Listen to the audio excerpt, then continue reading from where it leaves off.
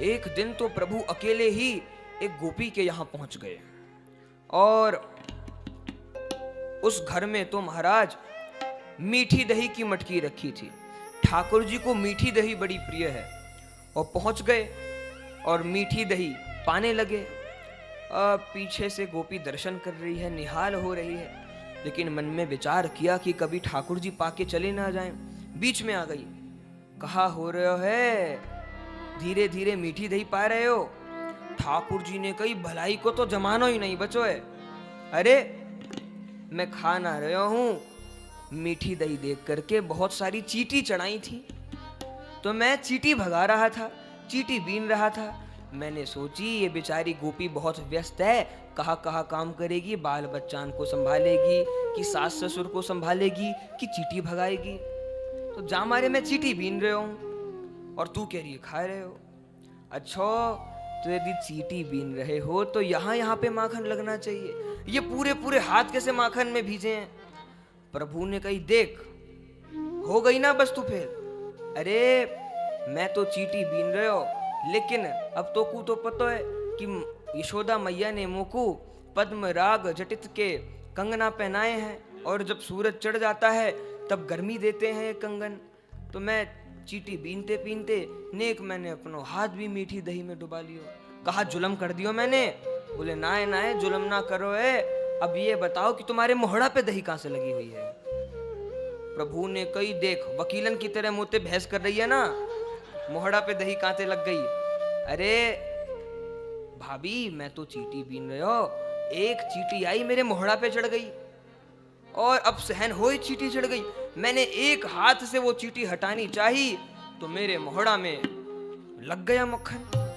अच्छा अब नेक मुंह खोलो, मैं बताऊंगी मुंह के अंदर कौन सी चींटी गई थी जो मोहड़ा के अंदर मक्खन चलो गयो। अरे मैं तुम्हारी बातन में नहीं आऊंगी, अब तो मैं तुम्हें रंगे हाथ यशोदा मैया के पास पकड़ के ले जाऊंगी।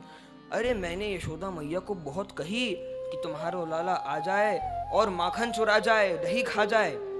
यशोदा मैया नहीं मानती, कहती कि अरे हमारे घर में कुछ कमी थोड़ी ना है, लेकिन आज तो मैं तुमको रंगे हाथ पकड़ के ले जाऊंगी और यशोदा मैया को साबित करके दिखाऊंगी कि तुम्हारा लाला हमारे घर पे आता है। ठाकुर जी ने कही मैं नहीं जाऊंगा। गोपी ने कही मैं ले जाऊंगी। ठाकुर जी ने कही देख ले मैं नहीं जाऊंगा। गोपी ने हाथ पकड़ लियो, अब कहां से बच के जाओगे, मैं ले जाऊंगी तुम्हें। और हाथ पकड़ के वो ठाकुर जी को लेके जा रही है मार्ग में। अब सामने से जेठ ससुर आते हुए दिखाई दे गए। ठाकुर जी ने कही निर्लज्ज, सामने से जेठ ससुर आ रहे हैं, मुंह घाड़े जा रही है, ने घूंघट कर ले। अब वो पुराना समय, लंबो घूंघट कर लियो, अब चले जा रही है। तभी उस गोपी का जो देवर वो ठाकुर जी का सखा था, वो मन में विचार कर रहा है आज मेरी भाभी की पकड़ में कैसे कन्हैया आ गए, मेरी भाभी ले जा रही हैं। ठाकुर जी ने दूर से देवर को देखा, बुलाया। अब वो सखा भी साथ चलने लगा। अब ठाकुर जी कहते हैं अरे गोपी तू तो इतनी मोटी ढींगड़ी और मैं बेचारो मलू, इतनी जोर से मेरी कलाई पकड़ रखी है, भाभी मेरी कलाई दुख रही है। गोपी ने कही मैं तो तुम्हारी कलाई नहीं छोड़वे वाली। ठाकुर जी ने कहा छोड़वे को कह कौन रहे हो है, अरे ये वाली कलाई छोड़ के ये वाली कलाई पकड़ ले, इसमें कहा जा रहे हो तेरो। और बस ये करना ही गुनाह हो गया। वो जब ठाकुर जी ने अपना हाथ तो छुड़ा लिया और उसके देवर का हाथ उसके हाथ में पकड़ा दिया और स्वयं तो कूद फांद के नंद भवन में पहुंच गए हैं। और अब ये गोपी अपने देवर का हाथ पकड़ के जा रही है और हल्ला मचाते हुए, नंद रानी देखो तुम्हारे लाला ने क्या किया, हम बहुत कहती थी कि तुम्हारा लाला चोरी करता है हमारे घर पे आकर के, तुम्हें तो विश्वास नहीं होता था ना, अब मैं रंगे हाथ पकड़ के लाई हूं। खूब हल्ला मचाया नंद भवन में, खूब हल्ला मचाया। यशोदा मैया निकल के आई। यशोदा मैया ने कही बहन तूने भांग तो ना है खा ली सवेरे सवेरे। उसने कही ना है यशोदा जी भांग ना है खाई, देखो आपके लाला को पकड़ के लाई हूं। यशोदा जी ने कही ने देख तो मेरो लाला है कि तेरी सास को लाला है।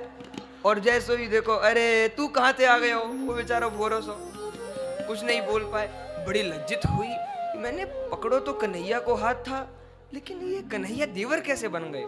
बेचारी लज्जित होकर बाहर चली गई कि मैं अपने देवर का हाथ पकड़ के ले आई। यहाँ पे बाहर प्रभु मिले, प्रभु ने पूछी, भाभी कैसी रही? उसने कही, कन्हैया मैं समझ ये नहीं पा रही हूं कि मैंने तो तुम्हारा हाथ पकड़ा था, ये देवर कहां से बीच में आ गए?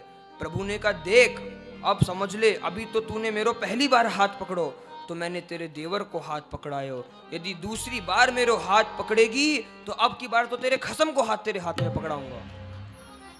और उसने तो कान पकड़ लिए, मेरी तौबा मेरे बाप की तौबा, मैं तो अब तुम चाहे कुछ मर्जी करो, मैं तो तुम्हें नहीं टोकूंगी। ऐसे प्रभु दिव्य दिव्य माखन चोरी लीला कर रहे हैं।